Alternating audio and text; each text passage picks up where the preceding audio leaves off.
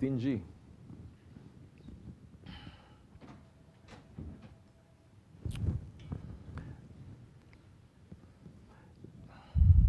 Let me answer that by saying what it means to be generous. Then from that you understand the opposite is to be stingy. I want to answer it like that because our Shaykh is the most generous. He's a servant of the most generous. His name is Abdul Karim. So what it means to be generous?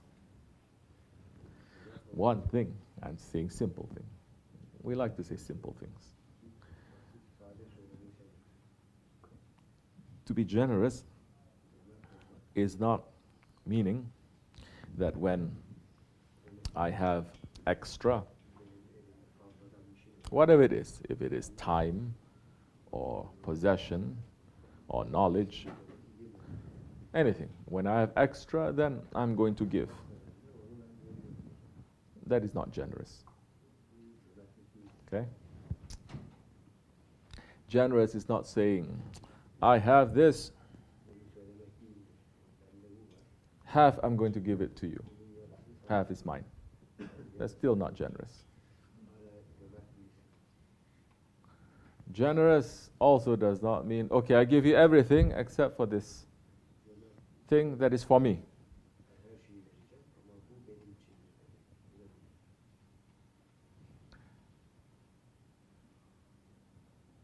As Hazrat Umar said to the Holy Prophet, Ya Rasulullah, I love you more than anyone except my own self. And the Holy Prophet says, Ya Umar, you haven't reached the complete faith. And Hazrat Umar quickly said, I'm paraphrasing, he's saying, that I love you more than myself. Don't think that he just changed his mind just like that. That was a rehearsal, Shaykh, and he said, for us to understand. A man cannot just change his heart in a split second like that.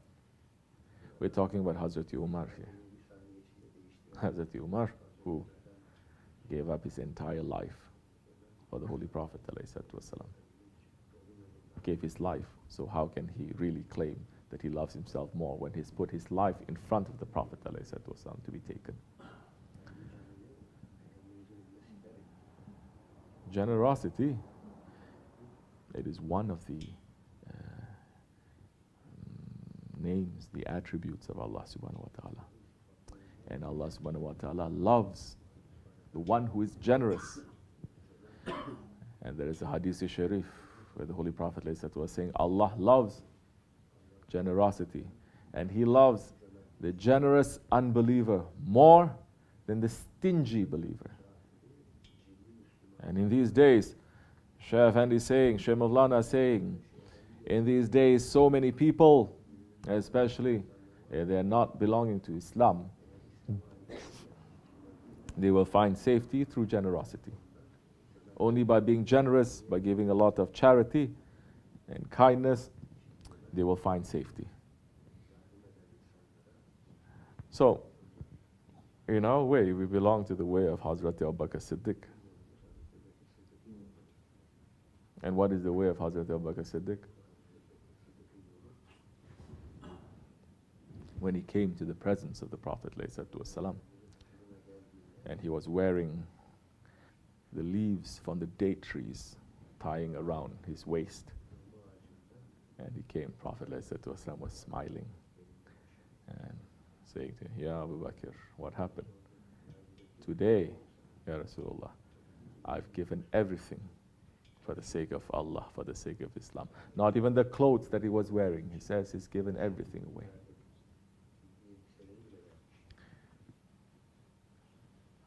And Prophet says, what about your children and your family? Understand now, Hazrat Abu Bakr Siddiq. His language. You blink and you're not able to understand it.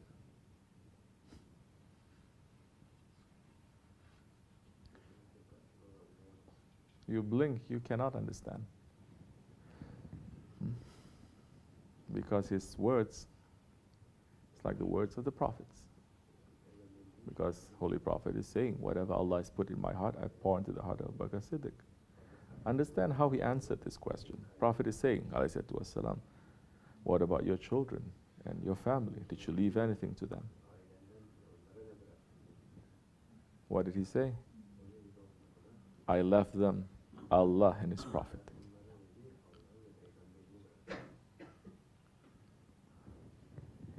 Understand? So who is possessing what? What he possessed at that time. So, in today's world, especially in these times, in these countries, everyone is very stingy. Because they're not taught how to share, number one. They're not taught how to share when they're young. Everyone, you have my own thing. This is my seat, my plate, my food, my toys, my this, my that. Maybe there's only 1 or 2 kids in the family, so you get spoiled. Everyone is giving, and he's not taught to give to others. Only knowing how to take. How to take. Because this whole society now, it is based on desire. It's based on hawa.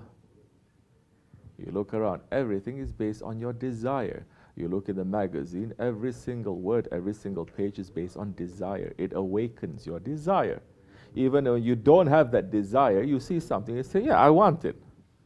You're not hungry. You watch something, it's showing burger or pizza, because Americans, they love pizza and burger, then they get hungry. They spend billions of dollars to put all the nice sounds and color and everything squeezed into 30 seconds for you to awaken your desire. Now, once your desire is awakened so much like that, how you think you can be generous? Can you? When you are already brainwashed to say, I want, how then will you have space in your head or in your heart to say, I give?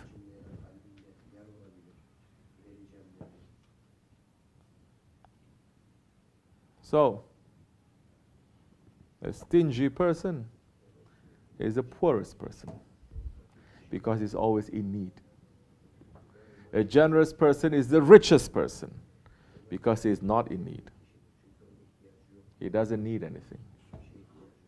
And he's rich because he has things around him, but he doesn't need it. You are poor because you're always in need.